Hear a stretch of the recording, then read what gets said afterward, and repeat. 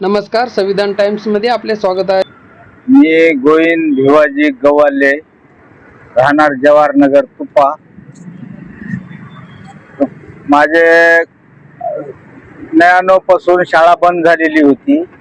99 शाळा बंद झाल्याच्या नंतर समायोजन 2018ला झाले. 18ला झाल्याच्या नंतर पेमेंट आमचं जे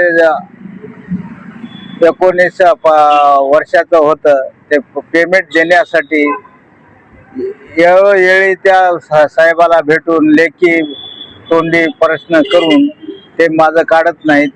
मी अधिकाऱ्याचं नाव काय? अधिकारी आता 5-6 अधिकारी बदलले सर. आता 10-15 वर्ष समाज कल्याण. हा, समाज कल्याण अंतर्गत. तर आता हे मागासवर्गीय आयोगामध्ये निकाल लागलेला आहे 2010 मध्ये. या 2025 मध्ये तर त्यानं सांगितलं एका महिन्यामध्ये पेमेंट द्या, तुमचं काय होईल ते.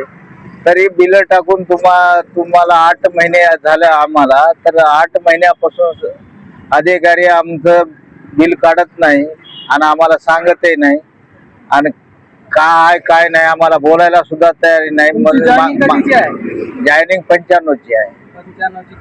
किती वेळ म्हणजे किती वर्ष कालावधीमध्ये तुम्ही कार्यरत होता? पहिलं 4 वर्ष होते सर, 95 पासून 99 पर्यंत.